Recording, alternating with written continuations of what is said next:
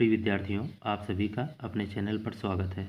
इस वीडियो में देखेंगे राजभाषा और शास्त्रीय भाषाएं कितनी हैं, उससे संबंधित महत्वपूर्ण तथ्य। बात करते हैं राजभाषा, जिसे आप इंग्लिश में ऑफिशियल लैंग्वेज के नाम से जानते हैं। क्या होता है, संविधान सभा में चर्चा होती है, काफ़ी लंबी चर्चा होती है।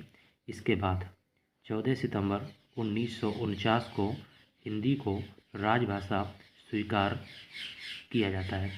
संविधान सभा द्वारा 14 सितंबर 1949 को हिंदी को राजभाषा के रूप में क्या किया जाता है, स्वीकार कर लिया जाता है। इसी तिथि को याद रखते हुए 14 सितंबर प्रतिवर्ष 14 सितंबर को हिंदी दिवस मनाया जाता है। बात करते हैं इसका उल्लेख कहाँ पर है। तो भारतीय संविधान के भाग 17 के अंतर्गत अनुच्छेद 343 से लेकर 351 तक राजभाषा का उल्लेख है। सबसे पहले जानते हैं अनुच्छेद 343(1) संविधान की धारा 343(1) के अंतर्गत क्या उल्लेखित है। संघ की राजभाषा हिंदी होगी। संघ की जो राजभाषा होगी वो हिंदी होगी और लिपि देवनागरी होगी। और भारतीय अंकों का जो अंतर्राष्ट्रीय रूप होगा, भारतीय अंकों का जो रूप होगा वो किस स्तर पे होगा, तो भारतीय अंकों का अंतर्राष्ट्रीय रूप होगा। एक बात आप याद रख सकते हैं, यहाँ पर संविधान की धारा 343(1) लिखा हुआ है। अगर विकल्प में 1 नहीं है तो इसका उत्तर अनुच्छेद 343 ही हो जाएगा।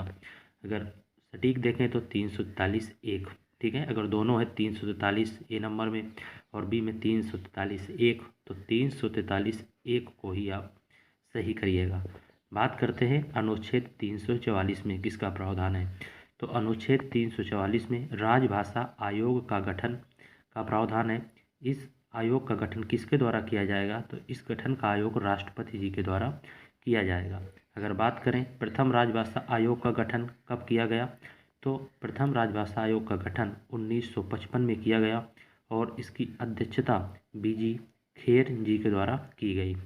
इस आयोग में कितने सदस्य थे, तो 30 सदस्यीय आयोग था, जिसमें 20 लोकसभा से और 10 राज्यसभा से सदस्य थे।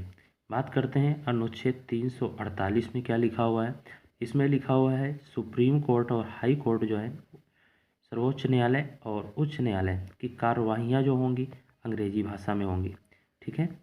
अब बात कर लेते हैं अनुच्छेद 351 में क्या लिखा हुआ है। 351 में लिखा हुआ है हिंदी का संघ का कर्तव्य होगा। सबसे पहले क्या लिखा है, संघ का कर्तव्य होगा कि हिंदी का जो है प्रसार बढ़ाएं और उसका क्या करें, विकास करें। किसका कर्तव्य होगा, तो संघ का कर्तव्य होगा। अब जानते हैं शास्त्रीय भाषाएं क्या होती हैं। अगर देखें शास्त्रीय भाषाओं की संख्या, तो इनकी संख्या अगर देखें वर्तमान में 6 है। ये बिल्कुल क्रम से हैं।